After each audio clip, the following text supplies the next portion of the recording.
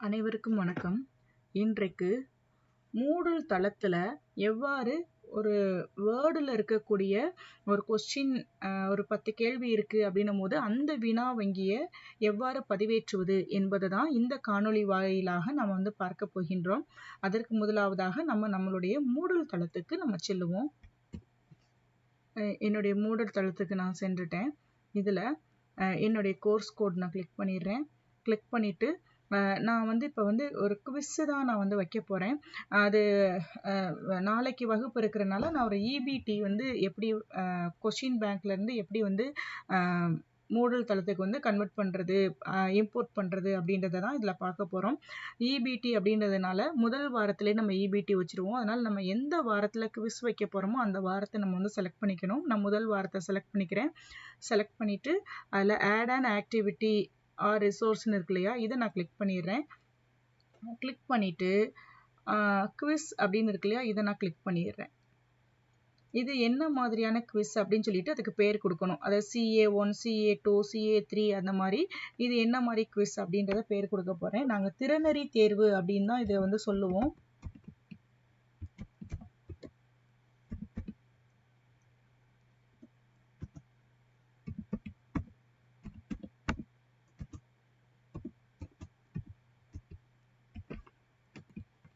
திறனறி தேர்வு மாணவர்களுடைய புரிதலுக்காக இபிடின்னு போட்டிருக்கேன். இதில் ஏதாவது டிஸ்கிரிப்ஷனில் ஏதாவது எழுதணும்னா நீங்கள் எழுதிக்கலாம்.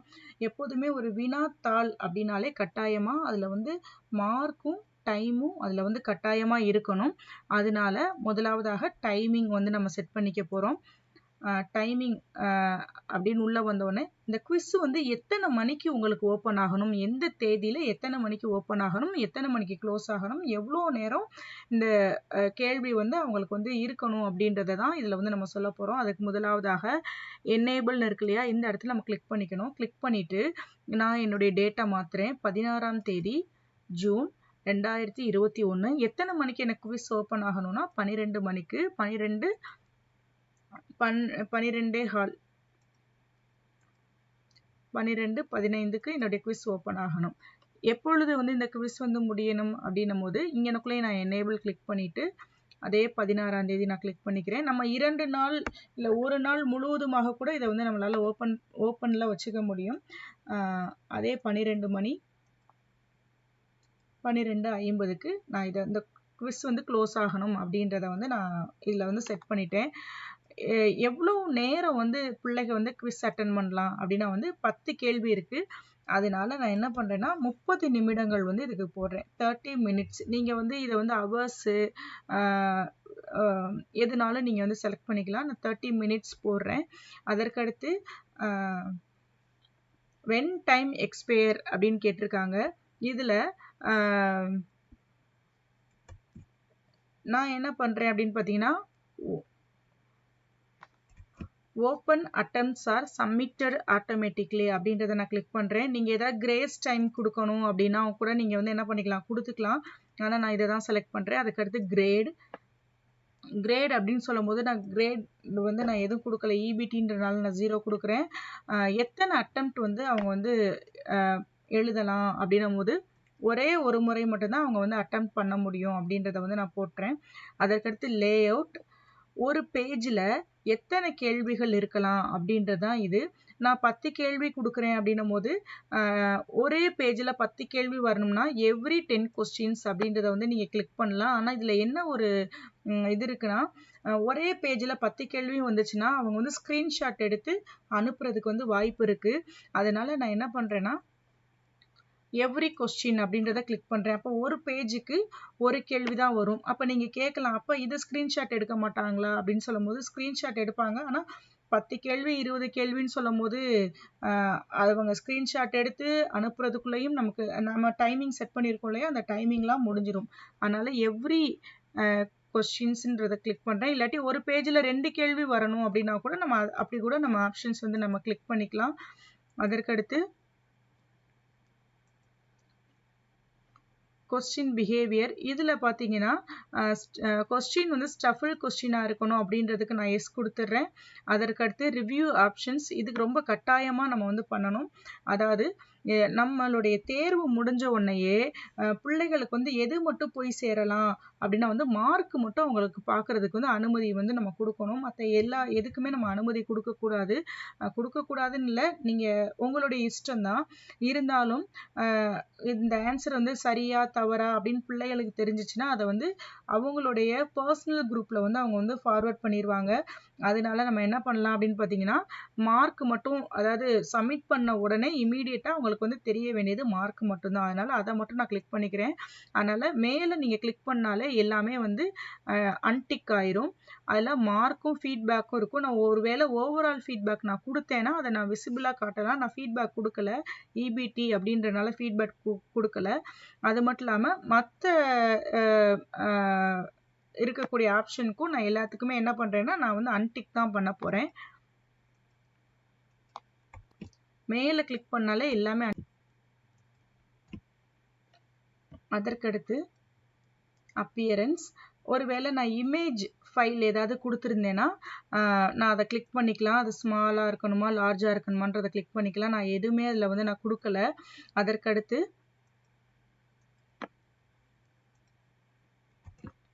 ரெஸ்ட்ரிக்ட் அக்சஸ்ன்னு இருக்கு இல்லையா, நான் இதை கிளிக் பண்ணுறேன். நம்ம ஏதாவது இதில் ரெஸ்ட்ரிக்ஷன்ஸ் ஏதாவது கொடுக்கணும் அப்படின்னா வந்து நம்ம கொடுத்துக்கலாம். நான் வந்து இபிடின்றனால நான் எந்த ரெஸ்ட்ரிக்ஷன்ஸும் நான் கொடுக்கல. நீங்கள் ஏதாவது கொடுக்கணுன்னா கூட கொடுக்கலாம். நான் முடிச்சுட்டு save and return to course அப்படின்றத நான் கிளிக் பண்ணிடுறேன். கிளிக் பண்ணோன்னே எனக்கு அந்த கோர்ஸ் ரிட்டர்ன் டு கோர்ஸ்க்கு வந்து வந்துருச்சு. இப்போ எனக்குள்ள என்னுடைய இபிடியோடைய லிங்க் வந்து இங்கே வந்து ஓப்பன் ஆயிடுச்சு. இப்போ நம்ம எப்போதுமே குவிஸை பொறுத்தவரையிலும் ஒரு குவிஸுக்கான திட்டமிடலை தான் நம்ம வந்து மூடில் பொறுத்தவரையிலும் நம்ம முடிக்கிறோம். திட்டமிட்டதுக்கு அப்புறம் தான் அதில் என்ன பண்ணுவோம், கொஷின்ஸை வந்து நம்ம வந்து அப்லோட் பண்ணுவோம். இப்போ நம்ம திட்டமிட்டாச்சு, இப்போ வந்து நம்ம கொஷின்ஸை வந்து அப்லோட் பண்ணணும். அதற்கு முன்னால் நம்ம என்ன பார்த்துருக்கோம், வேர்டு ஃபைலில் இருக்கிறது தான் நம்ம வந்து இதில் வந்து அப்லோட் பண்ண போகிறோம் இல்லையா. அப்போ வேர்டு ஃபைலில் நம்ம கொஷின் எப்படி இருக்கணும் அப்படின்றத வந்து நம்ம இங்கே பார்த்துடலாம். இப்போ பார்த்தோன்னா இப்போ என்னுடைய கேள்விகள் இருக்குது. இதில் மொத்தம் 8 கேள்விகள் இருக்குது. இந்த கேள்வியில் பார்த்தீங்கன்னா கேள்விக்கு அடுத்து கீழே இருக்கக்கூடிய ஆப்ஷன்ஸ் இருக்கு இல்லையா, அதாவது தெரிவுகள். இதில் கேபிட்டல் லெட்டர் ஏ டாட் புள்ளி, அதுக்கடுத்து பார்த்தீங்கன்னா புள்ளிக்கு அடுத்து ஒரு ஸ்பேஸ், அதுக்கப்புறம் தான் இதோடைய விடையை வந்து நம்ம வந்து எழுதணும். அப்படியே தான் எல்லாத்துக்கும் நம்ம வந்து பண்ண போகிறோம். ஏ டாட் ஸ்பேஸ், அதற்கடுத்து அதோடைய ஆப்ஷன்ஸை வந்து பக்கத்தில் எழுதணும். அதே மாதிரி பி டாட் ஸ்பேஸ், அதற்கடுத்து இருக்கக்கூடிய ஆப்ஷன்ஸை வந்து பக்கத்தில் எழுதணும். இதே மாதிரி டி முடிய எழுதிடணும். எழுதிட்டு அதுக்கப்புறம் பார்த்தீங்கன்னா ஆன்சர் அப்படின்றத எல்லாத்தையும் கேபிட்டல் லெட்டரில் எழுதிட்டு இங்கே 2 புள்ளி இருக்கு இல்லையா, 2 புள்ளி வந்து வச்சுட்டு அதுக்கப்புறம் ஒரு ஸ்பேஸ் விட்டுட்டு நம்ம என்ன பண்ணணும்னா என்ன ஆன்சரோ அந்த ஆன்சருக்குரிய அந்த நம்பரை வந்து இங்கே நம்ம வந்து போட போகிறோம். இப்போ ஆன்சர் ஏ அப்படின்னா ஆன்சர் ஏ அப்படின்னு இருந்துச்சுன்னா ஆன்சர் 2 புள்ளி ஸ்பேஸ் ஏ வந்து கேபிட்டல் லெட்டரில் நம்ம வந்து இதை எழுதணும். ஒவ்வொரு கேள்வியுமே இப்படி தான் நம்ம தயார் பண்ணணும். அதற்கடுத்து ஒரு கேள்வி தயார் பண்ணிட்டோம். அடுத்த கேள்விக்கு போகிறதுக்கு முன்னால் லயன் ஸ்பேஸில் ஒரு ஸ்பேஸ் விட்டுட்டு அதற்கடுத்து பார்த்தீங்கன்னா அடுத்த கேள்வியை வந்து நம்ம டைப் பண்ணணும். இப்படி தான் எல்லாத்துலேயும் பார்த்தீங்கன்னா டைப் பண்ணியிருக்கணும். இப்போ நான் 8 கேள்வி வந்து டைப் பண்ணியிருக்கேன். இதில் பார்த்தீங்கன்னா இதை நான் வந்து நோட் பேடாக வந்து மாற்ற போகிறேன். நோட் பேடாக மாற்றி தான் இதில் வந்து நம்ம ஏற்ற முடியும். அதனால் ஃபைலுக்கு போகிறேன். ஃபைலில் சேவஸ் போகிறேன். சேவஸில் வந்து நான் மூடல் அப்படின்னு சொல்லிட்டு ஒரு ஃபோல்டர் வச்சுருக்கேன். மூடலுக்கு போகிறேன். மூடலுக்கு போயிட்டு இதை வந்து நான் சேவஸ் கொடுக்க போகிறேன். இதில் பார்த்தீங்கன்னா பார்ட் 1 இபிடி டேட் போட்டிருக்கேன். நீங்கள் உங்கள் பேர் நீங்கள் என்னன்னாலும் நீங்கள் வச்சுக்கலாம். அதற்கடுத்து சேவஸ் டைப் என்ன டைப் அப்படின்னு பார்த்தீங்கன்னா இங்கே பார்த்தீங்கன்னா பிளெயின் டெக்ஸ்ட்னு இருக்கும் இல்லையா, இந்த பிளெயின் டெக்ஸ்ட்டை வந்து நம்ம கிளிக் பண்ணிக்கணும். கிளிக் பண்ணிவிட்டு சேவ் அப்படின்றத கொடுத்துடணும். கொடுத்த உடனே பார்த்தீங்கன்னா நமக்கு அடுத்து ஒரு கட்டம் ஓப்பன் ஆகும். இதில் விண்டோஸ் டிஃபால்ட்னு இருக்கு இல்லையா, இதை நம்ம எடுத்துகிட்டு என்ன பண்ணணும், அதர் என்கோடிங் அப்படின்றத கிளிக் பண்ணிடணும். கிளிக் பண்ணிவிட்டு இங்கே பார்த்தீங்கன்னா யூனிகோடு UTF-8ன்னு இருக்கு இல்லையா, இதை வந்து நம்ம கிளிக் பண்ணிக்கணும். யூனிகோடு UTF-8 நம்ம கிளிக் பண்ணிவிட்டு இங்கே என்ன பண்ணிடணும், ஓகே கொடுத்துடணும். கொடுத்த உடனே நமக்கு என்ன ஆயிரும், நோட்பேடு வந்து நமக்கு வந்து உருவாயிருக்கும். அதை மட்டும் நம்ம பார்த்துருவோம். பாருங்கள், இங்கே பார்ட் 1 EBT 16(6) அப்படின்ற ஒரு நோட்பேட் வந்து நமக்கு இருக்கு. சரி, இப்போ நான் வந்து என்னுடைய மூடல் தளத்துக்கு வந்துடுறேன். வந்துட்டு அந்த திறனறி தேர்வு இருக்கு இல்லையா, அந்த இடத்த நான் கிளிக் பண்ணுறேன். கிளிக் பண்ண உடனே எடிட் குவிஸ் இந்த பேஜ் வந்து நமக்கு ஓப்பன் ஆயிரும். இதில் நம்ம அப்படியே கீழே போயிடணும். இந்த பேஜ் ஓப்பன் ஆன உடனேயே நம்ம இந்த குவிஸுக்கு என்னென்னலாம் கொடுத்தோன்றது வந்து மேலே வந்துடும். அவங்க ஒரு முறை தான் அட்டன் பண்ண முடியும். 16ஆம் தேதி 12:15க்கு வந்து இந்த குவிஸ் ஓப்பன் ஆகும். 12:50க்கு க்ளோஸ் ஆயிரும். 30 நிமிஷத்தில் எப்போ ஓப்பன் பண்ணாலும் அவங்க 30 நிமிஷத்தில் வந்து இந்த குவிஸை வந்து அவங்க வந்து முடிச்சிடணும். இல்லாட்டி டைமிங் வந்து க்ளோஸ் ஆயிரும். இதெல்லாம் நம்ம போட்டுட்டோம். ஒருவேளை எடிட் குவிஸ்க்கு போய் நம்மளே வந்து கொஷின்ஸ் வந்து டைப் பண்ணிக்கலாம். ஆனால் நம்ம இப்போ என்ன பண்ண போகிறோம், கொஸ்டின் பேங்க்குக்கு போக போகிறோம். இப்போ கொஸ்டின் பேங்க் கீழே வந்துட்டோன்னா இந்த இடது ஓரத்தில் பார்த்தீங்கன்னா கொஸ்டின் பேங்க்னு இருக்குது. இதை நான் கிளிக் பண்ணுறேன். கிளிக் பண்ணோடனே இந்த மாதிரி ஒரு பேஜ் ஓப்பன் ஆகும். அதில் பார்த்தீங்கன்னா இம்போர்ட்னு இருக்கு இல்லையா, இதை நான் கிளிக் பண்ணுறேன். கிளிக் பண்ண உடனே இங்கே பார்த்தீங்கன்னா ஃபைல் ஃபார்மட் என்ன ஃபார்மட்டில் நம்ம வச்சுருக்கோம் அப்படின்னு பார்த்தீங்கன்னா ஐக்கன் ஃபார்மட் அப்படின்றத நம்ம கிளிக் பண்ணிடணும். அதற்கு அடுத்து பார்த்தீங்கன்னா இங்கே கீழே வந்துருங்க, இம்போர்ட் கொஸ்டின்ஸ் ஃப்ரம் ஃபைல் அப்படின்னு இருக்கு இல்லையா, இங்கே வந்துடணும். இங்கே வந்துட்டு சூஸ் ஃபைல், ஒருவேளை நம்ம சூஸ் ஃபைல் போய் சூஸ் பண்ணலாம். இல்லாட்டி நம்ம அப்படியே வந்து என்ன பண்ணலாம் அப்படின்னு பார்த்தீங்கன்னா அங்கேருந்து இப்படியே எடுத்துகிட்டு வந்து நம்ம அப்படியே எடுத்துகிட்டு வந்து கூட இங்கே நம்ம வந்து வச்சுக்கலாம். ஒருவேளை சூஸ் ஃபைலுக்கு போனோன்னா இங்கே அப்லோடு ஃபைல் இருக்கு இல்லையா, சூஸ் ஃபைல் அப்படின்றத கிளிக் பண்ணினோன்னா கிளிக் பண்ண உடனே நம்மளுடைய பிசியில் இருக்கக்கூடிய ஃபைல் ஓப்பன் ஆயிரும். அந்த ஃபைலை நம்ம கிளிக் பண்ணி ஓப்பன் பண்ணால் இங்கே நமக்கு ஓப்பன் ஆயிரும் ஃபைலு. சரி, நான் அப்படியே வந்து இழுத்துட்டு வந்து இங்கே வச்சனால அப்படியே வச்சுருக்கேன். இங்கே பார்த்தீங்கன்னா இம்போர்ட்னு இருக்கு இல்லையா, இம்போர்ட் கொடுக்குறேன். இப்போ கொடுத்தோடனே நான் 8 கேள்வி இருந்துச்சு. இந்த 8 கேள்வியுமே எனக்கு ஏறிடுச்சு. ஒருவேளை நம்ம அந்த டைப்பிங் ஃபார்மட்டில் ஏதாவது தப்பு பண்ணியிருந்தோம்னா இதில் வந்து எந்த கேள்வியுமே ஏறாது, எரர் காமிக்கும். ஆனால் மூடில் பொறுத்தவரையில் என்னென்னா எதில் வந்து எரர், எது வந்து தவறு அப்படின்றதே இதில் வந்து காட்டிடும். இப்போ 8 கேள்வி வந்து இங்கே வந்து தயாராகிடுச்சு. இப்போ கண்டினியூ கொடுக்குறேன்.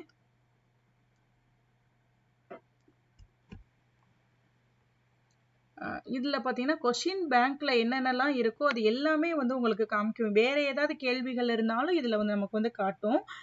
இப்போ நம்ம என்ன பண்ணணும்னா திரும்ப இந்த திறனறி தேர்வு EBTன்னு இருக்கு இல்லையா, இதை நம்ம கிளிக் பண்ணிடணும். கிளிக் பண்ணிவிட்டு இப்போ நம்ம என்ன பண்ணணும்னா இப்போ தான் எடிட் குவிஸ் இருக்கு இல்லையா, இந்த எடிட் குவிஸுக்குள்ளே இப்போ தான் நம்ம போகணும். போயிட்டு இங்கே கொஸ்டின்ஸ்லாம் எப்படி இருக்கணும் அப்படின்னு பார்த்தீங்கன்னா ஸ்டஃபில் கொஸ்டினாக இருக்கணும். அதனால் ஸ்டஃபில்னு போட்டுறேன். அதற்கடுத்து ஆடுன்றதை கிளிக் பண்ணிவிட்டு நீங்களே கேள்வியை வந்து டைரெக்டாக இதில் டைப் பண்ணணும்னா நியூ கொஸ்டின் கொடுத்து நீங்கள் டைப் பண்ணலாம். ஆனால் நான் என்ன பண்ண போகிறேன், ஃப்ரம் கொஸ்டின் பேங்க் அப்படின்றத கிளிக் பண்ணிடுறேன். கிளிக் பண்ண உடனே கொஸ்டின் பேங்க்கில் என்னென்ன கொஸ்டின்ஸ்லாம் இருக்கோ அது எல்லாமே காட்டுது. நான் குறுந்தொகை நூல் ஏற்கனவே 2 கேள்வியாக இருக்கிறனால என்னென்ன கேள்வியெல்லாம் வேணுமோ அதை மட்டும் நான் கிளிக் பண்ணிடுறேன். இதில் பாருங்கள், என்னுடைய 8 கேள்விகளை மட்டும் நான் வந்து செலக்ட் பண்ணியிருக்கேன். செலக்ட் பண்ணிவிட்டு ஆட் செலக்டட் கொஸ்டின்ஸ் டு குவிஸ்ன்னு இருக்கு இல்லையா, இதை நான் கிளிக் பண்ணிடுறேன். கிளிக் பண்ண உடனே இந்த மாதிரி வந்து கொஸ்டின்ஸ்லாம் வந்து எனக்கு என்ன ஆயிடுச்சு, ஆட் ஆயிடுச்சு. இதில் பார்த்தீங்கன்னா இது என்ன அப்படின்னு பார்த்தீங்கன்னா இது பேஜ், இது ஃபஸ்ட்டு பேஜ், இது செகண்ட் பேஜ். நம்ம இதை கிளிக் பண்ணோன்னு வச்சுக்கோங்களேன், இது ரெண்டுமே ஒரே பேஜில் வந்துடும். ஃபஸ்ட்டு பேஜில் 2 கேள்வி அப்படின்னு ஆயிரும். இங்கனக்குள்ளே நான் கிளிக் பண்ணேன் அப்படின்னும் போது இது ரெண்டும் வந்து ஒரே பேஜில் வந்துருச்சு. அந்த மாதிரி நம்ம என்ன பண்ணிக்கலாம், இந்த மாதிரியும் நம்ம வந்து கிளிக் பண்ணிக்கலாம். பேஜஸ் வந்து இங்கே வந்து கூட நீங்கள் வந்து மாற்றிக்கொள்ளலாம். அதற்கடுத்து ஒருவேளை கொஷின்ஸ் வந்து முன்ன பின்ன இருக்குது, நம்ம மாற்றி வச்சுருக்கோம், மாற்றி வைக்கணும் அப்படின்னு நினச்சோன்னா இதை அப்படியே எடுத்து கொண்டு போய் மேலே வச்சிடலாம். திருக்குறள் முன்னால் இருக்கணும்னா நீங்கள் வந்து மேலே வச்சிடலாம்.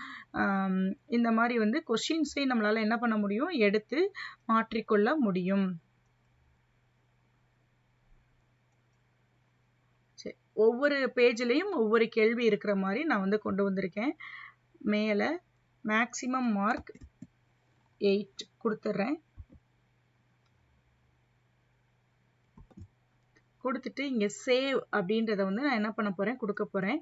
இப்போ சேவ் கொடுத்துட்டோம்னா இது வந்து என்ன ஆயிரும், சேவ் ஆயிரும். இப்போ நம்ம மீண்டும் இந்த EBTன்னு இருக்கு இல்லையா, திறனறி தேர்வு, அதற்குள்ள நம்ம போறோம். போனதுக்கப்புறம் பார்த்தீங்கன்னா நம்ம கொஷின்ஸ்லாம் ஏறிடுச்சு. ஸோ நம்ம என்ன பண்ணிக்கலாம், நம்ம கேள்வியெல்லாம் சரியாக தான் இருக்கான்னு சொல்லிட்டு நம்ம வந்து ப்ரிவ்யூ வந்து பார்த்துக்கலாம். நான் ப்ரிவ்யூ அப்படின்றத வந்து நான் கிளிக் பண்ணுறேன். ஸ்டார்ட் டு அட்டெம்ப்ட் கிளிக் பண்ணுறேன். பாருங்கள், எனக்கு 8 கேள்வி இருக்குது. இந்த 8 கேள்வி இங்கே வந்துருச்சு. அடுத்தடுத்து நெக்ஸ்ட் பேஜ் நான் கொடுக்குறேன்.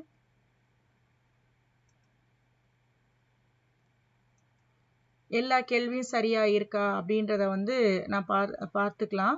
பார்த்துட்டு ஏதாவது கேள்வி தவறுனா கூட நான் வந்து எடிட் கொஸ்டின்ஸ்க்கு போய் நான் கொஸ்டின்ஸை கூட நம்மளால என்ன பண்ணிக்க முடியும்னா மாற்றிக்கொள்ள முடியும். இப்படிதான் ஒரு வினா வங்கியிலேருந்து கொஸ்டின்ஸ் வந்து ஏற்றணும்.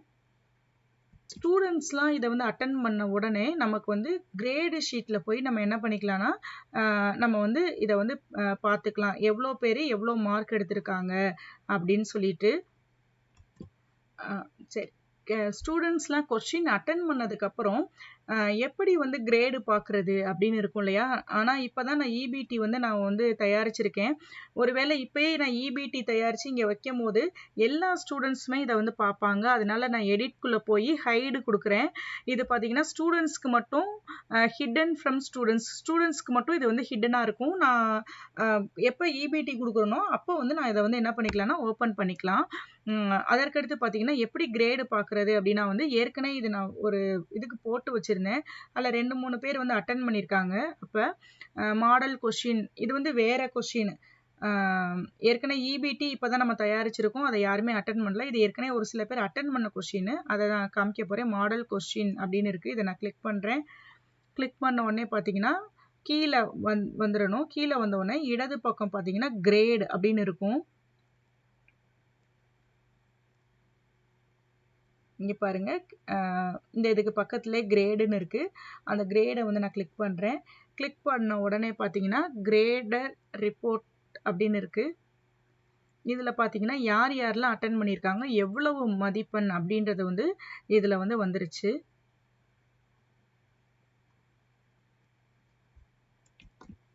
இதில் பார்த்தோன்னா நம்ம என்னென்ன கேள்விகள்லாம் கொடுத்துருக்கோம் அப்படின்றத வந்து இதில் பார்த்துக்கலாம். ஏற்கனவே மாடல் கொஷின் ஒன்று இருக்குது, திறனறி தேர்வுன்னு இருக்குது. அடுத்தடுத்து நான் குவிஸ் ஆக்டிவிட்டி கொடுக்கும்போது அடுத்தடுத்து இங்கேயே நமக்கு ஷீட்லேயே வந்துடும். இதை நம்மளால் என்ன பண்ணிக்க முடியும், டவுன்லோடும் பண்ணிக்க முடியும். இந்த கிரேடு பற்றி அடுத்த காணொளியில் வந்து நம்ம வந்து பார்க்கலாம். நன்றி.